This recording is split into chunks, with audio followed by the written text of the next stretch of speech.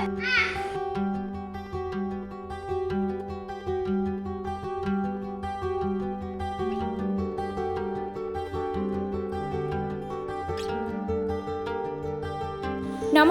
কেমন আছেন সবাই? আশা তো রাখছি সকলেই ভালো আছেন, আর আমরাও এখানে খুব ভালো আছি।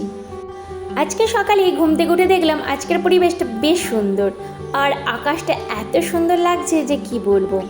এদিকে সকাল সকাল ঘুম থেকে উঠেই আগে মেয়ের জন্য টিফিন বানিয়ে নিচ্ছি।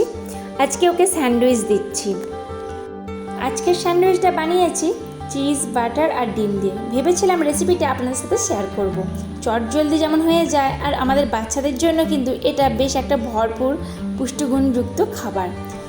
তো এত চটজলদির মধ্যে আমাকে বানিয়ে নিতে হলো, তো আপনাদের সাথে আর শেয়ার করতে পারলাম না। এখানে একটা স্যান্ডউইচ ওকে দেবো, স্যান্ডউইচটা কেটে দিলাম, দুভাগে ভাগ করে দিলাম। আর এই একটা স্যান্ডউইচ থাকলেও ওটা হাজব্যান্ড আর আমি খেয়ে নেবো। সাধারণত সকালের দিকে খুব একটা ব্রেকফাস্ট আমরা করি না, যদিও বা আমি ব্রেকফাস্টের মধ্যে ওই যে দুটো বিস্কিট আর একটু চা এইরকম খেয়ে থাকি, তো হাজব্যান্ড আবার সেটাও খায় না। আর ছোটো টিফিনটাতে একটু দিয়ে দিলাম টমেটো সস। একটু ম্যাগি বা স্যান্ডউইচ এ ধরনের খাবার নিয়ে গেলেই ও কিন্তু টমেটো সস যে নিয়ে যাবে তার আগে থেকেই আমাকে বলে দেবে। আর এদিকে দুদিকে আজকে চুলও বেঁধে দিয়েছি। সকালে ঘুম থেকে উঠে টিফিন করতে গেলে কিন্তু অনেকটাই সময় চলে যায়। আর ছোটো মেয়েটাও কিন্তু ঠিক 5:30 বা 6টা যখনই আমি ঘুম থেকে উঠি না কেন, মানে ওর পাশ থেকে ওঠা মানে ও কিন্তু উঠে পড়বে। আর ছোটো মেয়েটাকে নিয়ে আমার বড় মেয়ের জন্য যখন টিফিন বানাতে হয় এত কষ্ট হয় যে কি বলবো। এদিকে বড় মেয়েটাকেও রেডি করতে হবে, আবার ছোটো মেয়েটা কোলে ওঠার জন্য কান্নাকাটি করে আর কি। এদিকে দেখুন কলমি শাকগুলো কিন্তু বেশ বড় হয়ে গিয়েছিল আর পোকাও ধরে গিয়েছিল, তাই সমস্ত কলমি শাক পুরো কেটে ফেলে দেওয়া হয়েছিল। আর এরপরে আবারও ছোটো ছোটো ওই কলমি শাকগুলো পুরো ফেঁচকি বেরিয়ে একদম কচি কচি যে হয় না, খুব সুন্দরভাবে হয়ে গেছে। এরই মধ্যে আমি ঠাকুর পুজো করে চান করে চলে এলাম রান্নাঘরে। ছোটো মেয়েটাকেও খাইয়ে দিয়েছি, ওই একটু বসে খেলা করছি। আর এরই মধ্যে আমি রান্না বান্না সমস্ত জোগাড় করে নিয়েছি, আর রান্না বান্নাগুলো করে নেব। আজকে যেমন মাছের মাথা দিয়ে একটু ডাল করব, কচু আলুর তরকারি করব। ভেবেছিলাম আলু ভাজবো, কিন্তু আলুটা যে কাটবো তার আর সময় হয়ে উঠলো না। মেয়েটা এত কান্নাকাটি করছিল না, তখন আর কি করব, ভাবলাম যে থাক এই রান্নাবান্নাগুলোই করি, তার সাথে মাছের ঝাল করে নেব আর কি। এই যে মাছের ঝালটাও হয়ে গেছে, তবে মাছের ঝালটা যদি সুন্দরভাবে বানানো যায়। আমরা কিন্তু ভাজা ভুজি বা অন্যান্য তরকারি খুব একটা পছন্দ করি না। একটু আলু সিদ্ধ ভালোভাবে পেঁয়াজ দিয়ে লঙ্কা দিয়ে সুন্দরভাবে মাখলে কিন্তু আমাদের খাওয়াটা হয়ে যায়। এদিকে রান্নাবান্নাগুলো হতে থাক আর আমি আপনাদের সাথে শেয়ার করে নিই বেশ কিছু কমেন্টের উত্তর। অনেক দিদিভাইরাই আছেন যারা প্রত্যেকেই প্রায় আমার ব্লগে প্রত্যেক দিন একটা না একটা কমেন্ট করেই যান, তাদেরকে জানাই অসংখ্য ধন্যবাদ। তো আমি প্রতিদিনই চেষ্টা করি আপনাদের প্রত্যেকটি কমেন্টের উত্তর দেওয়ার।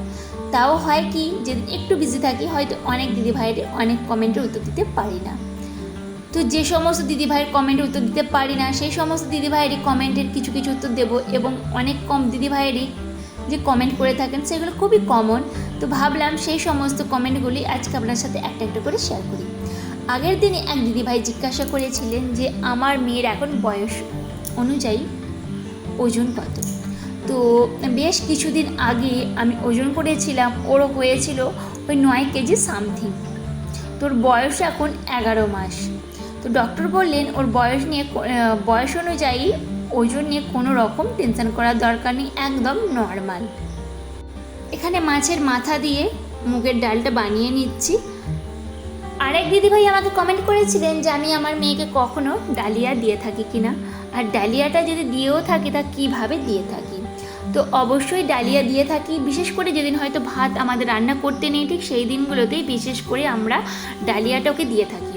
তবে এই ডালিয়াটা আমি কীভাবে দিয়ে থাকি তার একটা ব্লগে অবশ্যই শেয়ার করেছি, এবং নেক্সট দিনও আশা রাখছি আপনাদের সাথে শেয়ার করব। এবারে বলি, আরেক দিদিভাই কমেন্ট করেছিলেন যে ইউটিউবের যে কাজটা করি তার জন্য আমি কখন এডিটিং করি, কারণ আমি তো সবসময় যে দুটো মেয়েকে একসাথে সামলাই সেটা হয়তো আপনারা অনেকেই ভিডিওতে দেখেছেন। তো সেই জন্য যে কমেন্টটা করেছেন অবশ্যই সেটা আমাকে অনেকেই কমেন্ট করে থাকেন। দেখুন নির্দিষ্ট কোনো রকম টাইম আমার নেই, আমি যখন ফ্রি থাকি চেষ্টা করি ঠিক সেই টাইমে কিছু না কিছু এডিটিং করতে, কারণ একটা টাইমে বসে সমস্ত এডিটিং করাটা অনেকটাই চাপের। তো আমি চেষ্টা করি ভয়েসটা যখন দেবার তখন ভয়েসটা সাথে দিয়ে দেবার, তাই ভয়েসটা যখন দিতে বসি সাধারণত রাতের দিকেই দিতে থাকি। যেমন এখন বাজে প্রায় 12:30টার মতন, আর এখন আমি ভয়েসটা দিতে বসেছি। তবে ভিডিও এডিটিংয়ের নানান ধরনের যে সমস্ত এডিটিং, কাটিং এই সমস্ত কিছু করতে হয় না, তো এই সমস্তগুলো চেষ্টা করি দুপুরের দিকে বা বিকালের দিকে একটু করে থাকতে।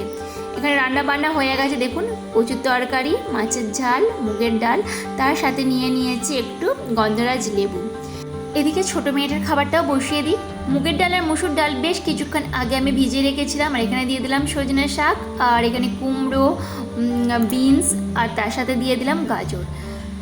তবে প্রতিদিন যে একই রকম শাক দিই বা রোজই যে শাক দিই সেরকমটা না, আবার কখনো কখনো আজকে আমি সজনে শাক দিলাম, কখনো কখনো কলমি শাকও দিয়ে থাকি। যেহেতু আমাদের ভাতটা আগেই হয়ে যায়, তো সেক্ষেত্রে ভাতের যে পুষ্টিগুণটা যাতে বজায় থাকে সেই জন্য ভাত আর তার সাথে দিয়ে দিলাম একটু ফ্যান। আর এখানে আজকে দিয়ে দিলাম একটা শিঙ্গি মাছ। আমাকে আগের দিনেই কমেন্ট করেছিলেন এক দিদিভাই যে আমি ওকে কী ধরনের মাছ দিয়ে থাকি। এখানে যেমন আজকে দিয়ে দিলাম শিঙ্গি মাছ, এছাড়া মোরলা মাছ দিয়ে থাকি ভাতেতে। তবে ও কিন্তু মোরলা মাছটা খায় না। মোরলা মাছের যে পুষ্টিগুণটা যখন এই যে ভাত সেদ্ধ হয় তার সাথেই যা পুষ্টিগুণ তাদের রয়ে যায়, তারপরে মোরলা মাছটা কিন্তু না দিয়ে মোরলা মাছটা আমি ফেলে দিই, মানে সরিয়ে দিই। আর মাঝে মধ্যে যখন গোটা রুই মাছ, জ্যান্ত রুই মাছ আর কি হয়, তখন ওই সমস্ত মাছগুলো দিয়ে থাকি। তবে ওই সমস্ত মাছগুলো কিন্তু আমি চেষ্টা করি ওকে একটু একটু করে খাওয়ানোর, মানে ভাত দিয়ে না, একদম আলাদা করে দেবার। এরপরে একটু বাইরের দিকে এলাম, আর বাইরে এত সুন্দর হাওয়া দিচ্ছে না, দেখুন ওয়েদারটা এত মনোরম। আর সকাল থেকে সেই রকমভাবে মনে হচ্ছে যেন বৃষ্টি হবে, কিন্তু এখনও পর্যন্ত বৃষ্টি হচ্ছে না। এর পরবর্তীতে কি হবে জানি না। গাছপালাগুলো এত সুন্দর হাওয়া দিচ্ছে, তবে ঘরের ভেতর থাকলে এই অনুভবটা কিন্তু করাই যাচ্ছে না। বাড়ির বাইরে এলে তবেই কিন্তু এই অনুভবটা করা যাচ্ছে। আর এখন ছোটো মেয়েটাকে নিয়েই বাড়ির বাইরে এসেছি, ও কিন্তু এই অনুভবগুলো খুবই ভালো রকমভাবে বুঝতে পারে। যেমন এই যে হাওয়া দিচ্ছে, ও কিন্তু হাওয়া দিলেই হাঁ করবে, তারপরে হাসি দেবে। আর দেখুন আপনাদের সাথে যে কথা বলছি এরই মাঝে কিন্তু একবার করে রোদ বের হচ্ছে, আবারও কিন্তু রোদ চলে যাচ্ছে।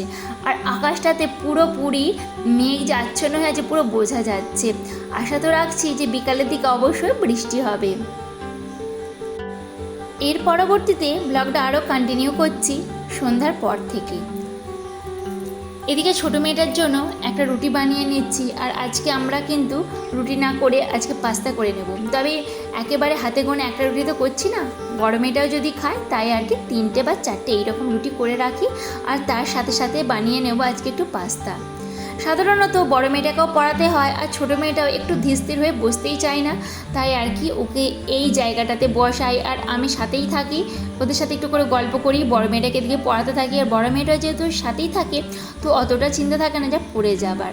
তবে মাঝে মধ্যে যখন দুপুরের দিকে আমি একা রান্না করি, কিছু করার থাকে না, যখন ও একদম আমাকে মানে ছাড়তেই চায় না, এদিকে রান্না বান্নারও সময় হয়ে গেছে, না করলেই না, তো সেক্ষেত্রে আমি ওকে এখানে বসিয়েই রান্না বান্না করি। জানি হয়তো অনেকটাই রিস্ক, কিন্তু কিচ্ছু করার থাকে না। তবে বেশিরভাগ সময়ই ওকে চেষ্টা করি কোলে নিয়ে রান্নাটা করতে।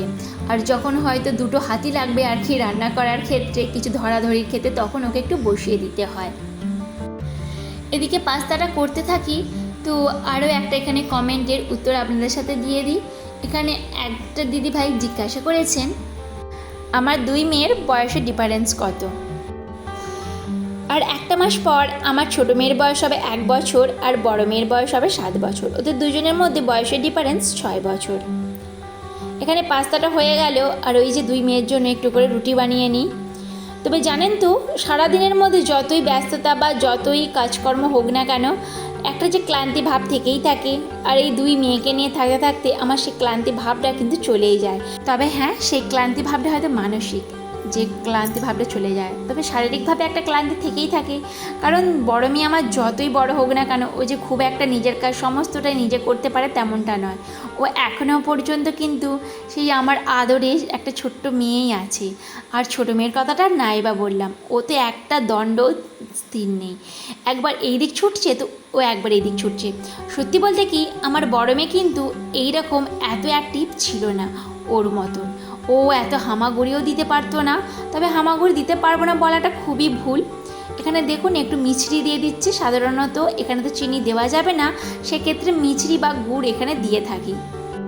এবার থেকে ঠিক করলাম ওকে ছাঁকুনিতে ছেঁকে আর খাওয়াবো না। তবে কি জানেন তো, ওকে যদি রুটি আমি হাতে দিয়ে থাকি তখন ও যেভাবে খেতে ভালোবাসে, আমি যদি দুধ দিয়ে ভালো করে একটু চটকে ওকে মুখে দিই তাহলে কিন্তু খেতে চায় না। তো সেক্ষেত্রে ছাঁকুনিতে ছেঁকেই ওকে খাওয়াতে হয়। আর দেখুন না, ওর দিদিকে এখন একটু খাওয়াতে বসিয়েছি আর ও দেখুন কেমন করছে।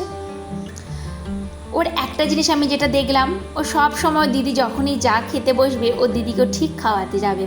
ওর বাবাকে কি যেটা করে, বেশিরভাগ সময় বাবাকে খাওয়ায়, আবার বাবার সাথে এতই একই করবে, বাবাকে যে কোনো জিনিস গালে দিতে যাবে আর ওর বাবা যেই হাঁ করবে সাথে সাথে কিন্তু ও নিজের গালে ভরে দেবে।